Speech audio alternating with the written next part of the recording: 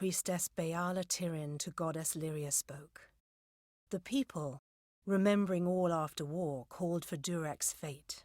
"Slay them, the foul and wretched tribe," said Dokalfar. "Spare them, the poor and miserable beasts," cried Losalfar. Their minds, depraved and hatred-poisoned, twisted. Alfar struck Alfar over drink, at feast, when all else is merry, when peace reigns in havens. Hateful, I am told, were cousins towards each other. From the cold-blessed Ferial, Beala Tirin, with a head to seek Lyria's guidance, set forth on a pilgrimage. On the 3rd year of passage, Tirin entered Dalantarth. In dark wood and fany field she strode, until from wandering she was taken to the roots of mighty Velagru's child. So laden with Lyria's song, a greater magic known to none, she communed with nature's spirit, but the lyric she sought was not found. So to the plains of Erethel travelled the Lyria-guided Tirin. Wind chased her swarthy cloak and tresses, masked her against the moonlit plains. That ebon evening tide, that coloured shade that so long ago marked us, Tirin marched against the celestial expanse. Beneath the diamonded sky she found her rest.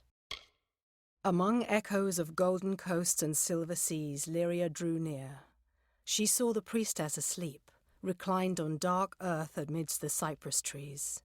Under the gleam of heaven's dusk reflected, the mirror that tantalized the stars, Lyria whispered to Tirin, "On rocky spur of sable stone shall heaven's mount prove, is a seat of elegance near kin, a shard of night to glisten in the foam, a spire from the seabed to drip from the sky's veil. There will your people be closest to my voice." And so awoke Beala Tirin, the calm and majestic, to see the cliffs against the coast, and Lyria's throne before her. Then returned the prophetess to her people, who, content with largesse, would stay in their wintry country. Tirin spoke, as I know, her silken robes the fabric of Lyria's hand. "Hail! The words of the goddess I herald unto her people. And have I heard from starlit lands in her woven grasp? Her way is east, that way which we must travel, for these frosty vales are not beautiful. Our cousins, we say unto you, be no more troubled by our plight. We will go to the opposite ends of Alfaria, and be Dokalfar content." Taxing through swamp and ice, desert and wood, was the exodus from frozen lands. Upon each hill the priestess sang, and closer to Erethel they came. The people walked in groups, the future houses of Rathir, planning the lives of gold and silver, music and laughter. Lush fields and streams Tirin described to farmers, the first makers of the bread and food we eat today. The mages that awaited Lyria's touch now reap her power. The jagged cliffs, angles meeting the swollen sea, treacherous to the ungainly Alfar, was the homeland our people took. I have seen the places upon the hillside our ancestors forged from sea-sculpted stone. Glir Rathwen, the bluffs of Tawili, were settled near the light of the heavens that glittered brightest, gazing towards Lyria's teardrop, the earth's steeple rising to meet her magnificence. I will now tell you of those times as it was written of our forebearers.